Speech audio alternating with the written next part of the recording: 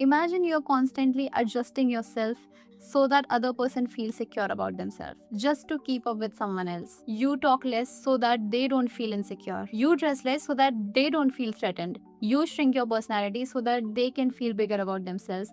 And to be honest, this reminds me of one of my friend, not even one of my friend, majorly all of my friends. I used to do this a lot, like literally a lot. I used to shrink my personality all the time. I used to behave in a completely different way. I used to underperform just so that they can feel better about themselves, just because they had their insecurities. I had my insecurities too, but my insecurities were not something that was ever taken care of by them. But I don't know how, somehow I felt like I should take care of their insecurities, and I started to behaving in that way so that they don't feel smaller about themselves. Imagine I'm okay shrinking my personality just so that you feel better, and now you lose that friend. Detachment simply says that if I have to make myself feel smaller just to keep someone, I'm not at the right place. The right people will never be threatened by your growth. You know what hurts the most? It's not rejection, it's not heartbreak. It's realizing how you slowly disappeared while keeping up with someone else. You stopped speaking up, you started overthinking about everything, and you started being anxious, even over simple things like late replies or changed tones. And one day you look at yourself and think, when did I become this version of myself? This is exactly where the emotional detachment begins. Hi everyone, welcome back to my channel. This is Aditi, and today we are talking about mentally and emotionally detaching in a healthy way. It is not becoming cold, it is not becoming bitter, but becoming stable, grounded, and powerful. Let's start with an easy example. Imagine you sending long paragraphs and so many texts to someone just to over explain yourself, and then they react with, "You're overreacting." But now that they have replied to you that you're overreacting, your instinct says that now you have to over explain yourself to them.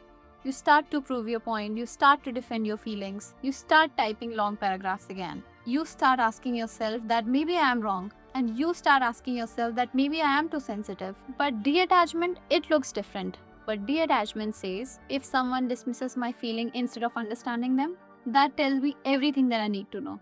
It's not about winning the arguments, it's more about understanding the patterns. You are always the one initiating the plans, you are always one checking up on everyone, you are always one asking that where you have reached. But when you suddenly stop, all you see is the silence. So instead of panicking and reaching out again, detachment allows you to sit with that silence and ask yourself, why am I putting so much efforts into this? Why am I fighting alone in this? That too, just to maintain something that other person is not investing in. Efforts should feel mutual, right? It shouldn't be forced.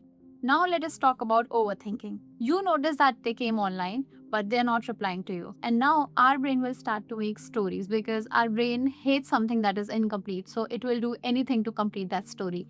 You will start thinking about things like, maybe they are busy somewhere, maybe they are ignoring me, maybe they found someone better than me, maybe they are talking to someone else. But on the other hand, detachment does not mean that you do not care. It simply means that you refuse to build anxiety around assumptions. Instead of spiraling your brain, you tell yourself, if someone wants to talk to me, they will. I will not compete for their attention, and I'm not so available all the time. Your mindset alone changes your emotional stability. Being detached also shows up in your small daily habits. Let's take an example. Imagine you're with a group of friends and someone makes a subtle joke about your expense. Everyone starts laughing. You will laugh too. But inside, you felt uncomfortable about that joke. The old version of you might ignore it to avoid the conflict, but the new version, but that detached and self aware version of you would calmly say that that joke actually made me uncomfortable. Not aggressively, not dramatically, but honestly. Detachment simply means protecting your boundaries without turning it into a war. Now let's talk about relationships. Sometimes people stay because of memories. Sometimes people stay because they see the potential in the other person. Sometimes people say because you have that I can fix him in you, and also because you remember how good it was in the beginning. But right now, you feel anxious more than peaceful. You feel confused more than secure. You feel drained more than happy. Detachment allows you to ask one simple question: if nothing changes, am I okay living this life next year? And if your answer is no, you know what you have to do. Love alone is not enough.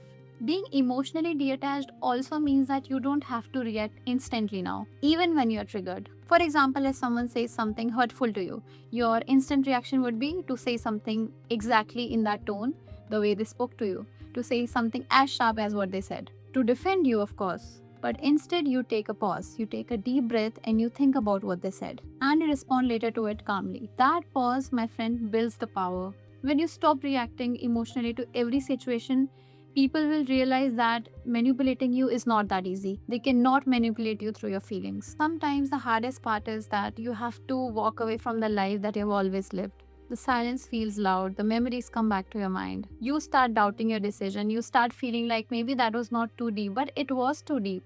You know it was deep. And I've read this somewhere that if people say that, oh, you don't have to mind this, it's not that deep, but at the age that these people are making jokes, it's not a joke anymore. You have to take it personal. If they're saying don't take it personal, you should take it personal because they know what they just said. They're damn sure about what they said and how it's gonna affect you. It's not a joke anymore. The person at this age who's saying this and saying that don't take it personal, please take it personal, my friend, because he is not your friend. Detachment simply teaches you that temporarily loneliness is better than long term disrespect. So, this is what emotional maturity looks like. You still love deeply, you still care genuinely, you still show kindness, but you no longer beg for it. You no longer chase, you no longer tolerate the disrespect. You no longer tolerate the behavior that disrupts with your peace. You understand that your energy is valuable and you understand your worth, that you're not available for everyone all the time. And once you truly believe that, everything actually shifts. That's it, guys. That's it for today. If this video resonated with you in any way, please give it a thumbs up and please share it with someone who actually needs to hear this and help them out. Until then, keep learning, keep hustling. You got this. See you in the next one. Bye bye.